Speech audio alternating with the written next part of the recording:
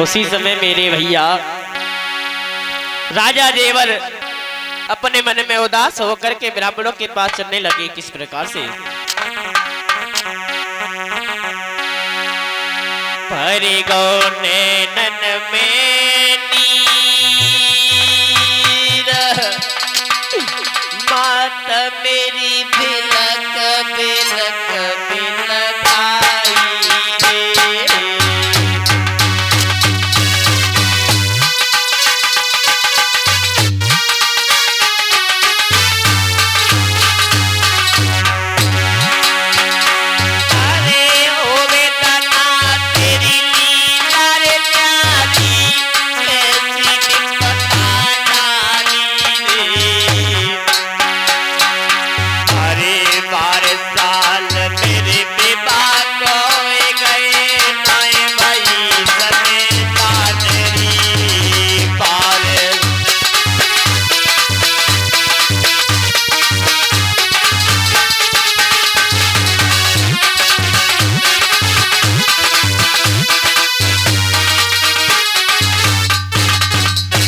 इधर भक्तों राजा देवर जाकर के काशी में पहुंच गए। काशी में जाकर के ब्राह्मणों को बुलवा करके लेकर के आ गए। जब ब्राह्मणों को बुलवा करके लेकर के आ गए, राजा देवर अपने बैलों में भाग्य नसीब दिखवाने लगे तो ब्राह्मणों ने पत्रा वेद खोल करके राजा देवर को बताया कि महाराज तुम्हारे भाग में तो एक जन्म के 7 जन्म संतान नहीं है, और तुम लड़का की तो क्या कहते हो, तुम्हारे भाग में तो बेटी भी नहीं है। भक्तों ऐसा सुनकर के दोनों प्राणी बहुत रोने लगे। आंखों में आंसू आ गए कि विधाता ने ना जाने मेरे कर्मों में क्या क्या लिख दिया। क्या कर्म तेरी लीला न्यारी, भाग्य तेरी लीला न्यारी, होनी बड़ी है बालोबार।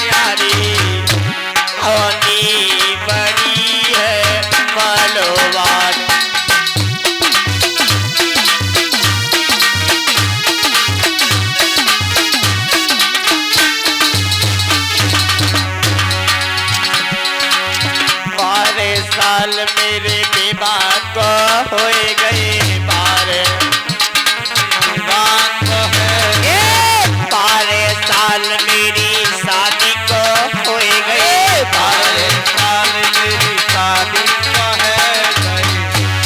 ये भाग मेरी लीला न्यारी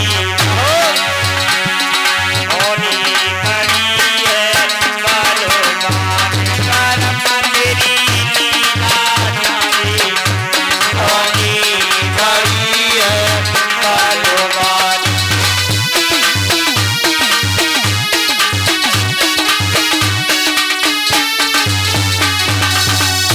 उसी समय मेरे भैया राजा देवर मैया वाचे दोनों प्राणी अपने महलों में रोने लगे। एक दिन की बात, भैया राजा देवर अपने महलों से कचहरी के लिए जा रहे थे। जब कचहरी के लिए जा रहे थे, रास्ते में मेहतरानी मिल गई।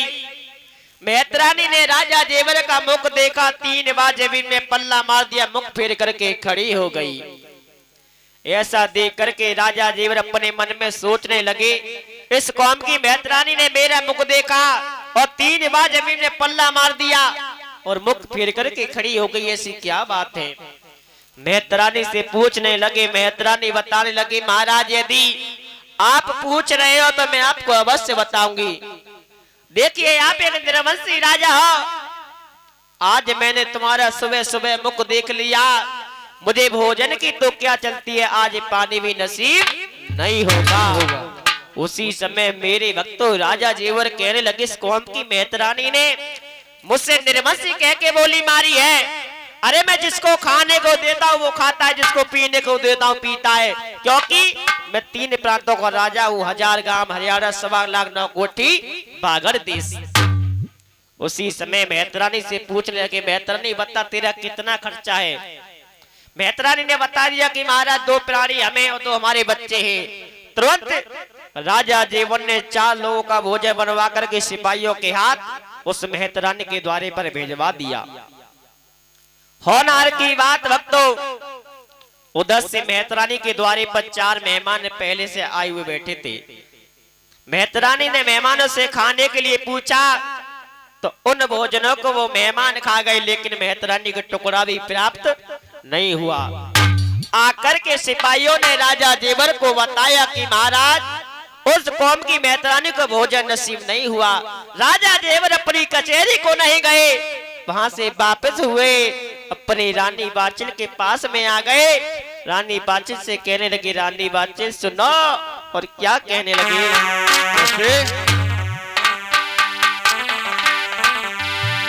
अरे मेरी रानी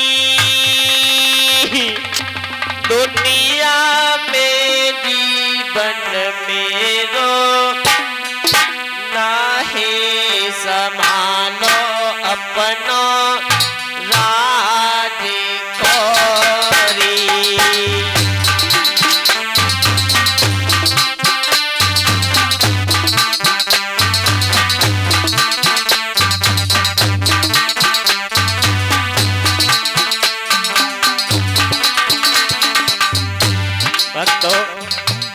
राजा जीवन ने इतनी बात रानी बाचिल से कही। रानी बाचिल कहने लगी, महाराज आप कैसी बात कर रहे हो, क्या हो गया। राजा जीवन बताने लगे, रानी बाचिल यदि आप सुनना ही चाह रही हो सुनो। अरे भंगिन ने बोली मारी, निर्बंसी कह के बोली, भंगिन ने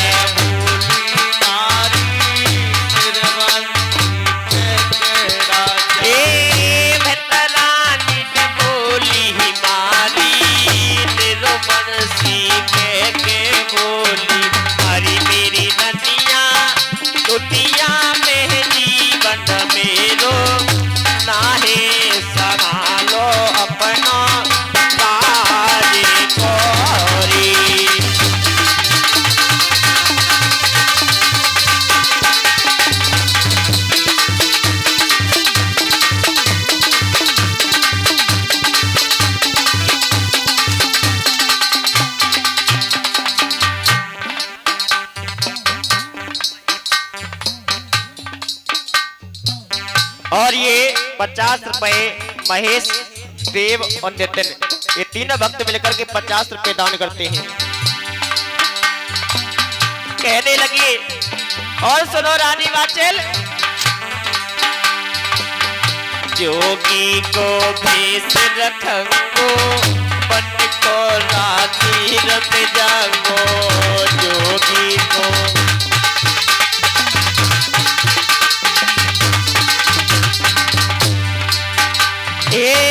बाबा को भेष रखंगो, पट को राती रम जागो। अरे मेरी प्याला दुनिया में जीवन मेरो नाहे संभालो अपना काजी गोरी।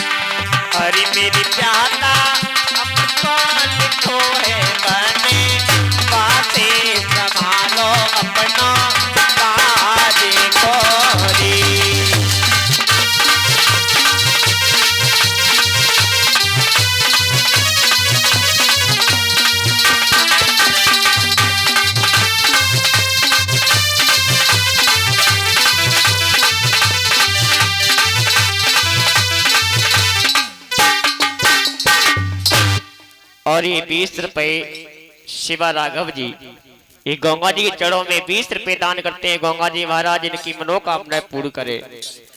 उसी वक्त मेरे भैया